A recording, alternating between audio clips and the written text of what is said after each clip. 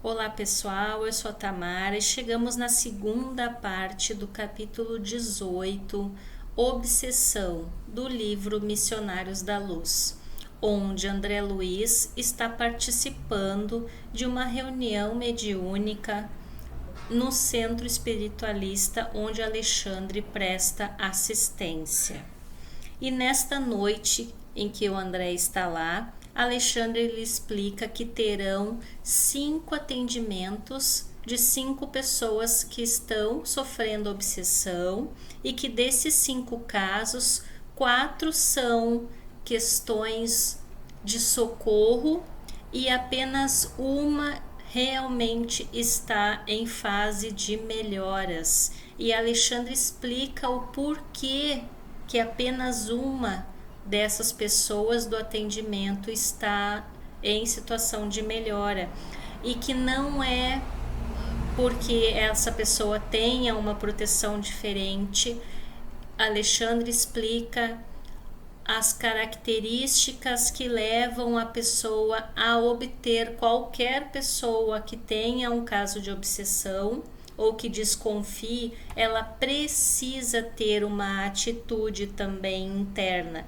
Se busca ajuda externa, mas precisa também ter essa mudança interna, que seria a vontade para a autoeducação, o esforço próprio, a disciplina, despertar para essa realidade da situação, ou desconfiar pelo menos, armas de resistência, o vigiar e o orar constante, e o auxílio exterior, que é pedir ajuda, sim. E aí nós falamos na parte 1 do que envolve o processo de obsessão, da postura, que existem posturas diferentes, que inclusive aqueles 4 obsidiados, a postura deles é de ficar sentindo a dor, de sentir o problema e de esperar o milagre da cura.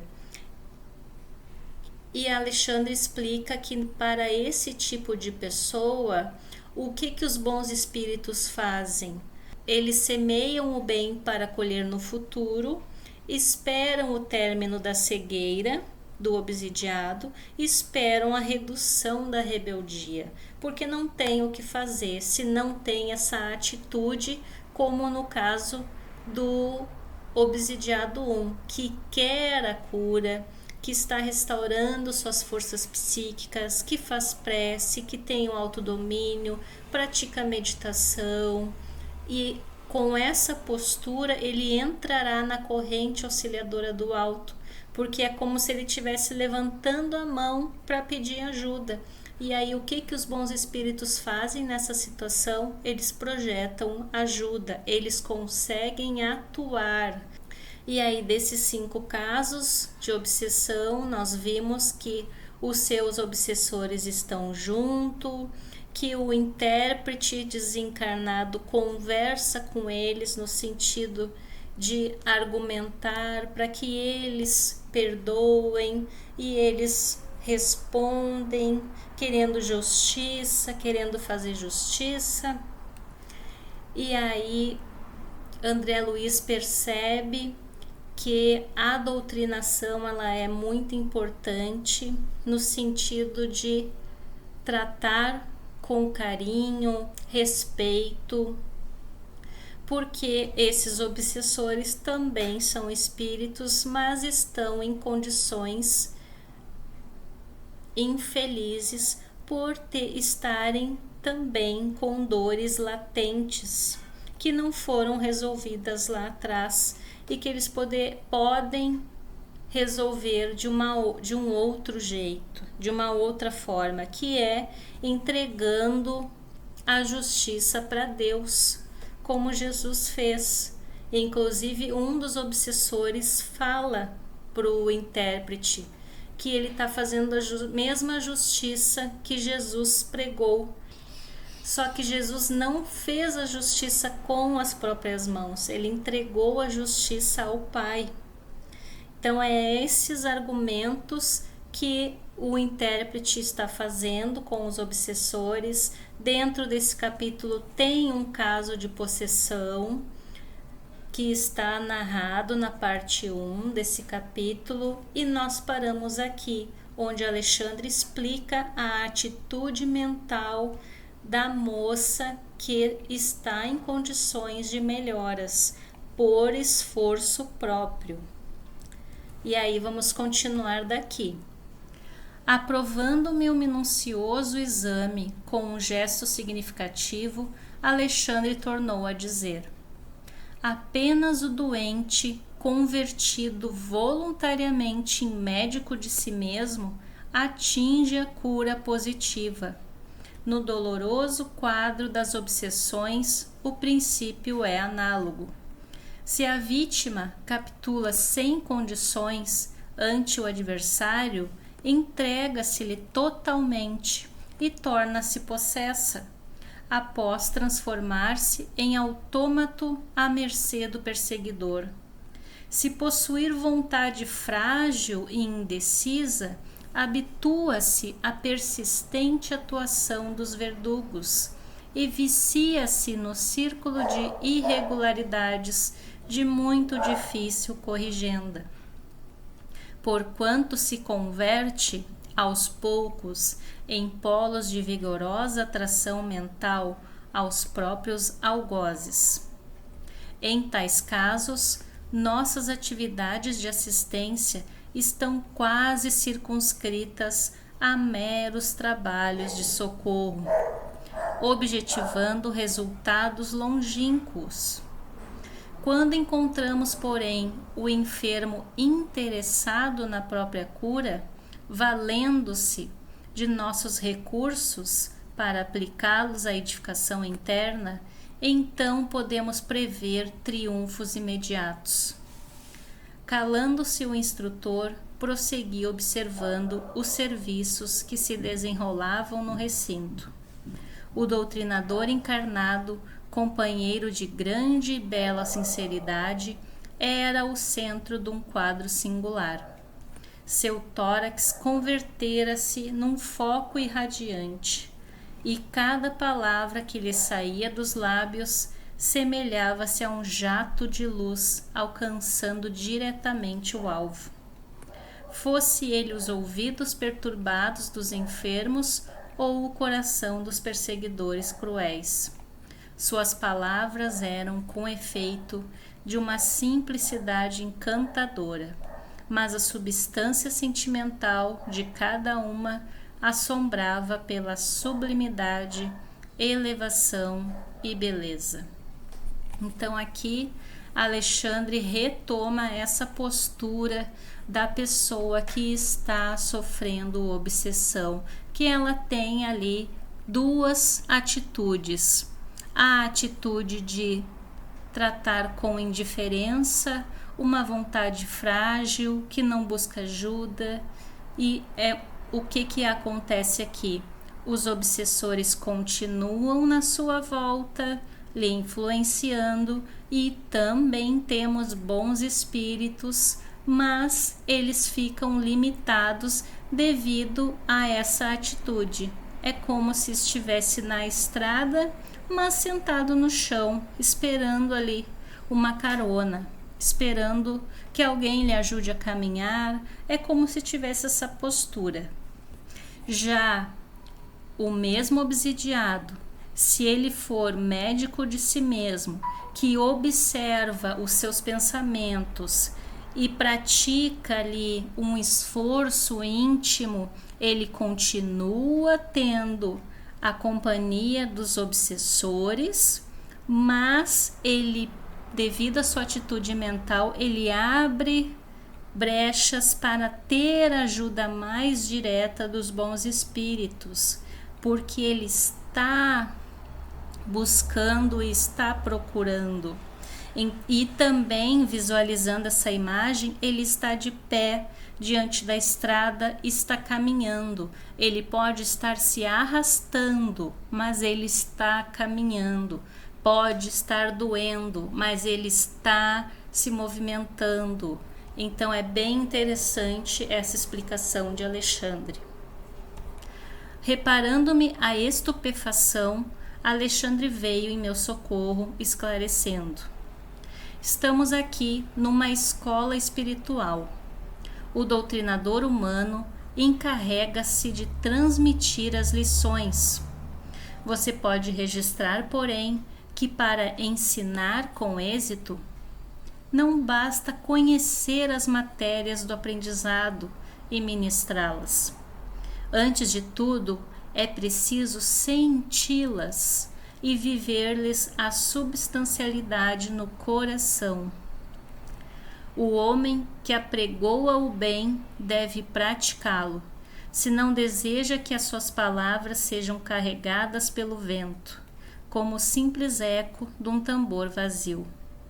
O companheiro que ensina a virtude, vivendo-lhes as grandezas em si mesmo, tem o verbo carregado de magnetismo positivo, estabelecendo edificações espirituais nas almas que o ouvem. Sem essa característica, a doutrinação quase sempre é vã. Vendo o quadro expressivo, analisado pelos esclarecimentos do instrutor, compreendi que o contágio pelo exemplo não constitui fenômeno puramente ideológico, mas sim que é um fato científico nas manifestações magnético-mentais. Com exceção da pobre irmã, que se encontrava possessa, os demais obsidiados naqueles momentos ficavam livres da influência direta dos perseguidores. Entretanto, menos a jovem, que reagia valorosamente. Os outros apresentavam singular inquietude, ansiosos de se reunirem de novo ao campo de atração dos algozes. Auxiliares nossos haviam arrebatado os verdugos, expulsando-os daqueles corpos enfermos e atormentados.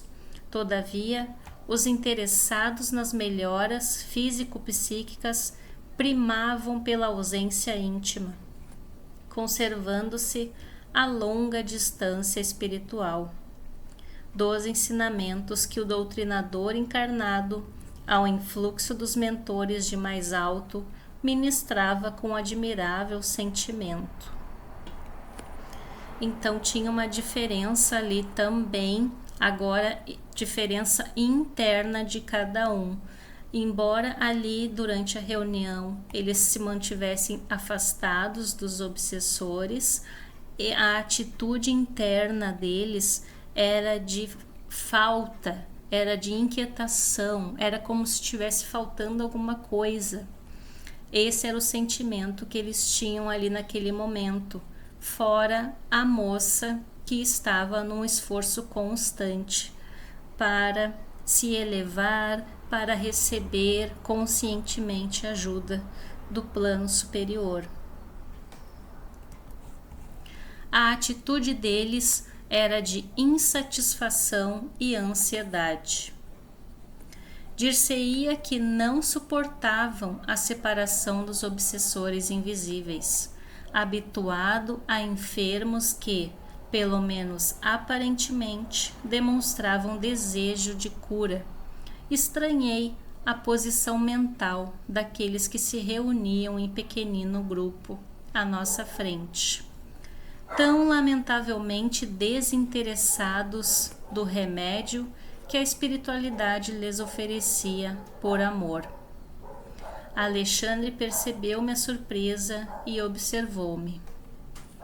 Em geral, 90% dos casos de obsessão que se verificam na crosta constituem problemas dolorosos e intrincados. Quase sempre o obsidiado padece de lastimável cegueira com relação à própria enfermidade.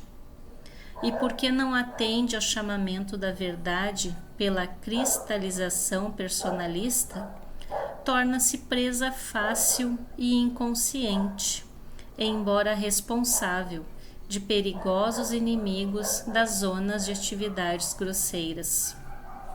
Comumente, verificam-se casos dessa natureza em vista de ligações vigorosas e profundas pela afetividade mal dirigida ou pelos detestáveis laços do ódio, que em todas as circunstâncias é a confiança desequilibrada convertida em monstro. O orientador amigo fez longa pausa, verificando os trabalhos em curso.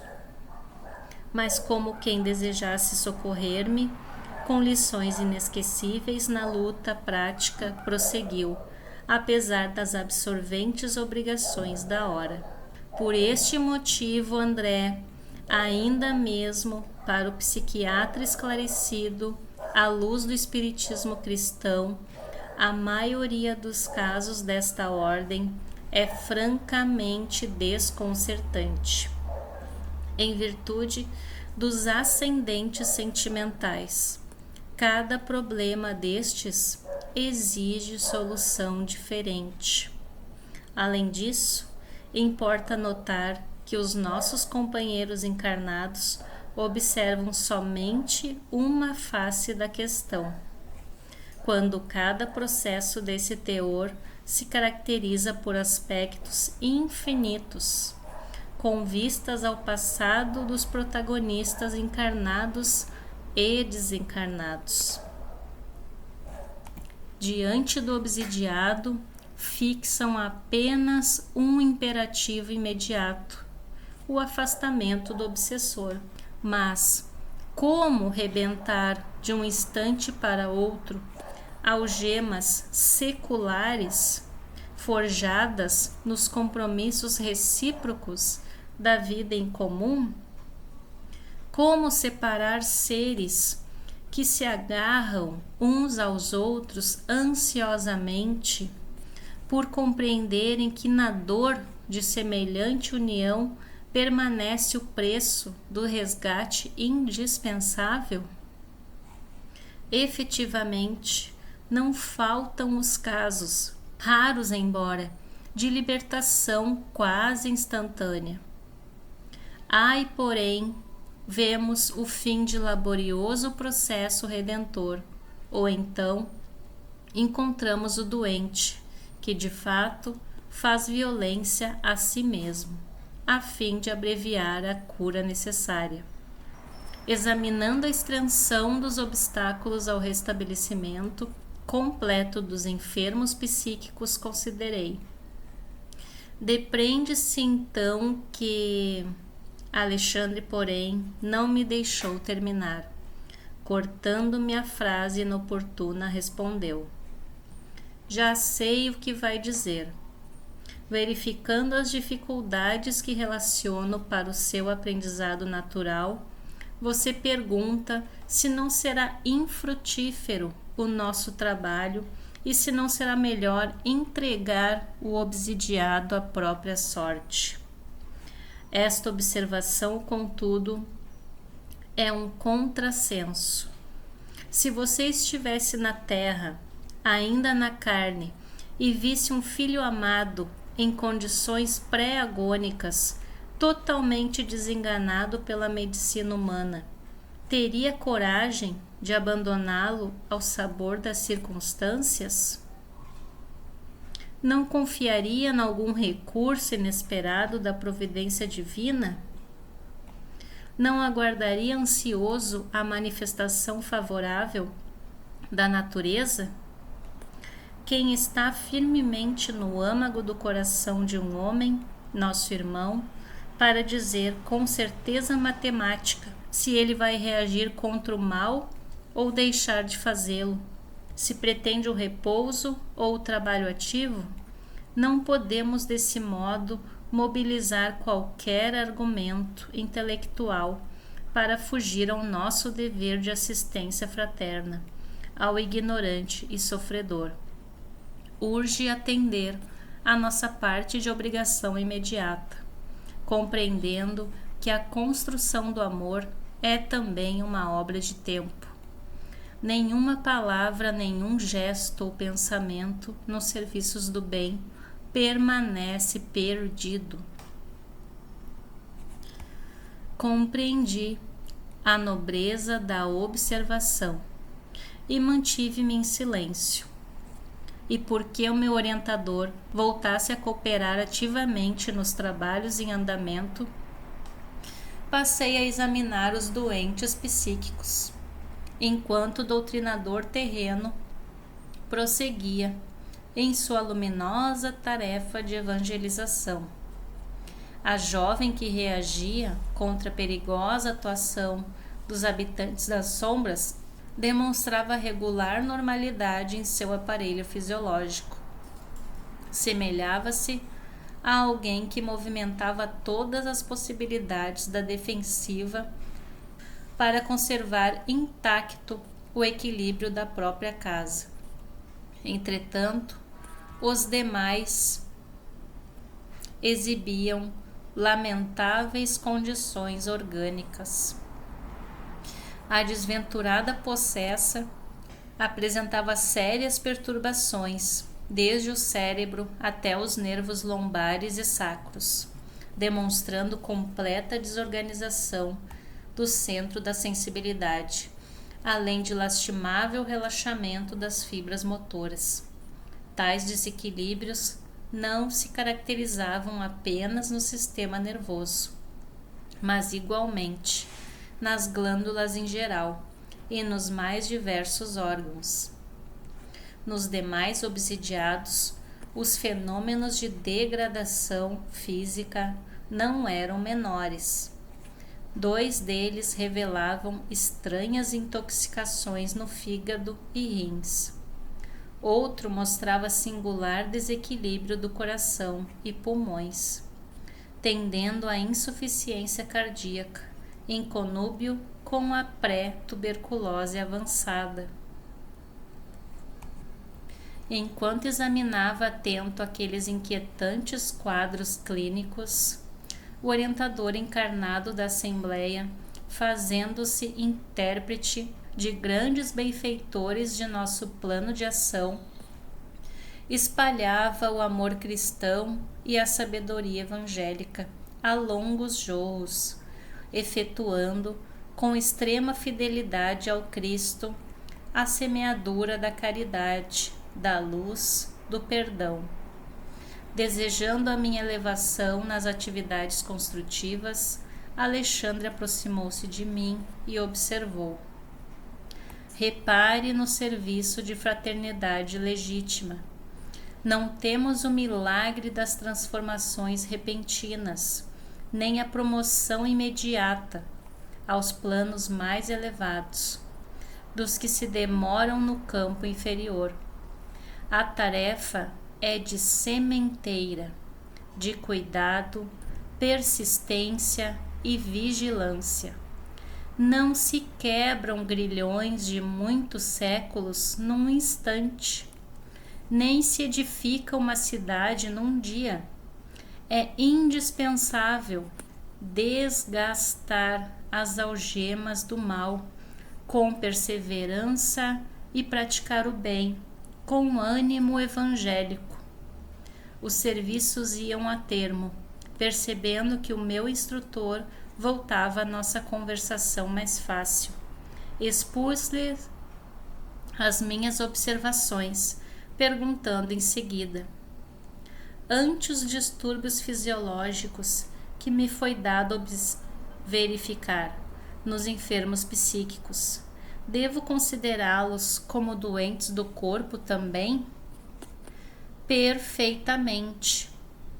O desequilíbrio da mente pode determinar a perturbação geral das células orgânicas.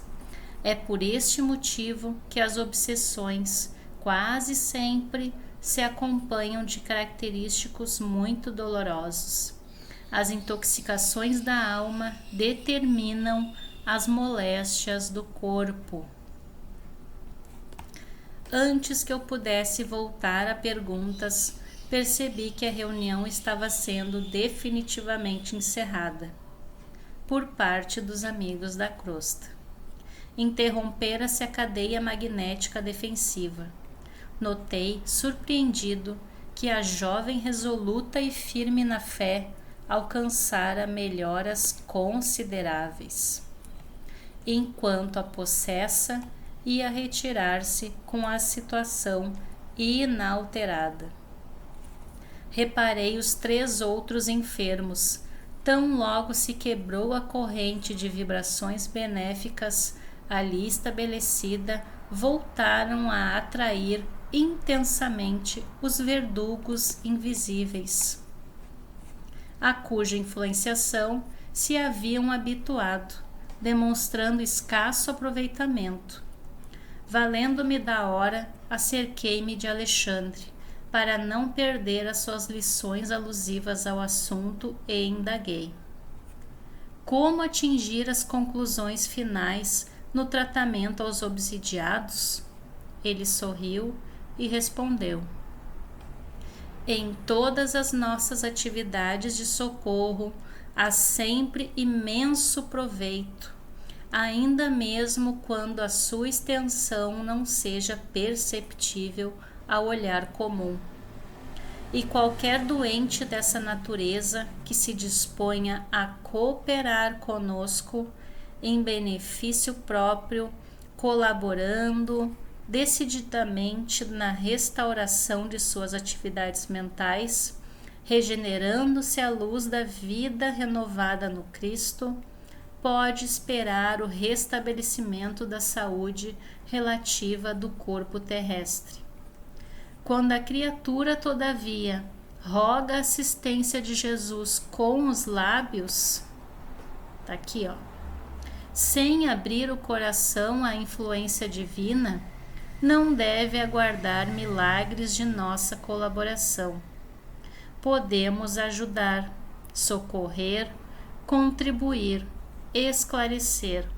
Não é, porém, possível improvisar recursos, cuja organização é trabalho exclusivo dos interessados. Retomando aqui a nossa atitude interior. Penaliza-me, porém, o quadro clínico dos obsidiados infelizes. Considerei sob forte impressão. Quão dolorosa a condição física de cada um. Sim, sim. O problema da responsabilidade não se circunscreve a palavras. É questão vital no caminho da vida. Preservando seus filhos contra os perigos do rebaixamento, criou Deus o aparelhamento das luzes religiosas, acordando as almas para a glorificação imortal. Raros homens, entretanto, se dispõem a respeitar os desígnios da religião, olvidando voluntariamente que as menores quedas e mínimas viciações ficam impressas na alma, exigindo retificação. Você está observando aqui alguns pobres obsidiados em processo positivo de tratamento, mas esquece que inúmeras criaturas, ainda na carne, não obstante informadas pela religião quanto às necessidades do espírito, se deixam empolgar pelo apego vicioso ao campo de sensações de várias ordens, contraindo débitos, assumindo compromissos pesados e arrastando companheiros outros em suas aventuras menos dignas, forjando laços fortes para os dolorosos dramas de obsessão do futuro. E depois de sorrir paternalmente acrescentou: que deseja você? É certo que devemos trabalhar tanto quanto esteja ao nosso alcance, pelo bem do próximo. Todavia, não podemos exonerar os nossos semelhantes das obrigações contraídas. O servo fiel não é aquele que chora ao contemplar as desventuras alheias, nem o que as observa de modo impassível, a pretexto de não interferir no labor da justiça. O sentimentalismo doentio e a frieza correta não edificam o bem. O bom trabalhador é o que ajuda, sem fugir ao equilíbrio necessário, construindo todo o trabalho benéfico que esteja ao seu alcance, consciente de que seu esforço traduz a vontade divina. Alexandre não podia ser mais claro. Compreendi-lhe o esclarecimento instrutivo, mas notando a saída dos enfermos, sob o amparo vigilante dos familiares que os aguardavam à porta, voltei a indagar. Meu amigo, e se conseguíssemos o afastamento definitivo dos perseguidores implacáveis? Na qualidade de antigo médico do mundo, reconheço que estes doentes psíquicos não trazem as enfermidades de que são portadores, circunscritas à mente? Com exceção da jovem, que reage valorosamente, os demais revelam estranhos desequilíbrios do sistema nervoso, com distúrbios no coração, fígado, rins e pulmões. Admitamos que fosse obtida a conversão dos verdugos que os atormentam. Voltariam depois disto à normalidade orgânica? Alcançariam o retorno à saúde completa? Alexandre meditou alguns momentos antes de responder e asseverou em seguida. André, o corpo de carne é como se fora um violino entregue ao artista, que nesse caso é o espírito reencarnado. Torna-se indispensável preservar o instrumento dos animálculos destruidores e defendê-los contra ladrões. Observou a jovem que tudo faz por guardar-se do mal? Tem estado a cair sob os golpes dos perseguidores que lhe assediam impiedosamente o coração. Entretanto, como alguém que atravessa longa e perigosa senda sobre o abismo, confiante em Deus, ela tem recorrido à prece, incessantemente, estudando a si mesma, imobilizando as possibilidades de que dispõe para não perturbar a ordem dentro dela mesma. Na tentação de que é vítima, tem essa irmã a provação que a redime. Ela, porém, com o heroísmo silencioso de seu trabalho, tem esclarecido os próprios perseguidores, compelindo-os à meditação e à disciplina.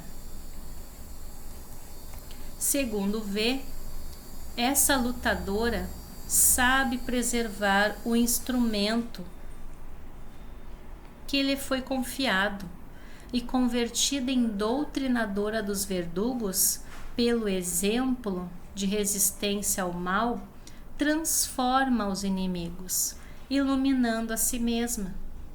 Ante a colaboração dessa natureza, temos o problema da cura altamente facilitado.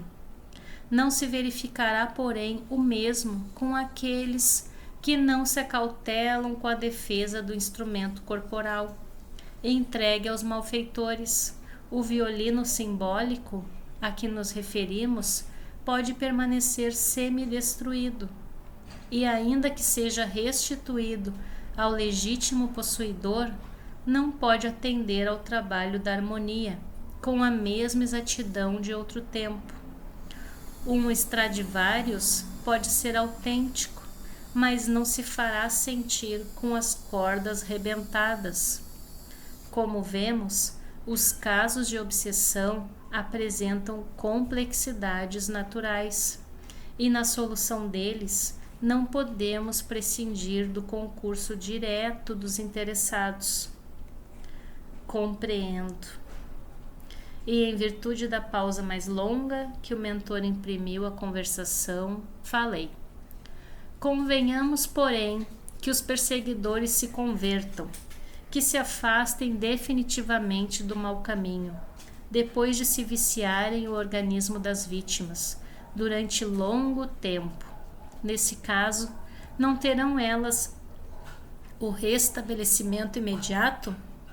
Não recuperarão o equilíbrio fisiológico integral? E Alexandre responde: já observei acontecimentos dessa ordem, e quando se verificam, os antigos verdugos se transformam em amigos, ansiosos de reparar o mal praticado. Por vezes, conseguem, recebendo a ajuda dos planos superiores, a restauração da harmonia orgânica naqueles que lhes suportaram a desumana influência. No entanto, na maioria dos casos, as vítimas não mais restabelecem o equilíbrio do corpo. E permanecem de saúde incompleta até o sepulcro? Perguntou André. Sim. Observando-me, porém, o espanto enorme, o orientador acrescentou: seu assombro prende-se ainda à deficiente análise humana. O perseguidor, reconhecido como tal, entre os companheiros encarnados, pode revelar modificações, mas talvez a suposta vítima não esteja convertida. Na obsessão, as dificuldades não são unilaterais. O eventual afastamento do perseguidor nem sempre significa a extinção da dívida. E em qualquer parte do universo, André, receberemos sempre de acordo com as nossas próprias obras. O assunto sugeria grandes e belas interrogações, mas exigências outras requisitavam-nos mais além. Alexandre dispôs-se a partir, despedindo-se afetuoso dos cooperadores, e acompanhei-o em silêncio, meditando na grandeza das mínimas disposições da justiça divina. Então, retomando rapidamente, aqui nós temos as causas da obsessão, que são as nossas brechas, que nós precisamos nos autoconhecer, saber o que nós pensamos, as nossas emoções durante um dia inteiro, o que passa pela nossa cabeça, pelas nossas emoções. É tristeza, medo, avareza, orgulho, irritação, mágoa, ódio, vícios, pessimismo, maledicência. Essas emoções, sentimentos podem ser janelinhas da nossa alma para os obsessores. É por isso que nós precisamos nos autoconhecer. E se nós tivermos, vamos desconfiar que possamos estar com algum obsessor e buscar ajuda, tanto interna quanto externamente. E quais os motivos que podem atrair os obsessores até nós? Pode ser motivo de vingança, desejar fazer o mal simplesmente. Como eles sofrem, também querem nos fazer sofrer, para fazer valer a nossa opinião, por ódio ou inveja do bem, prazer de atormentar, por pura ignorância, por achar que pode ajudar, por apego exacerbado, etc, etc, etc. Então, esse capítulo maravilhoso chegou ao fim. Vamos refletir bastante, estudar bastante, porque isso é muito bom para todos nós. Então, um beijo a todos e fiquem com Deus.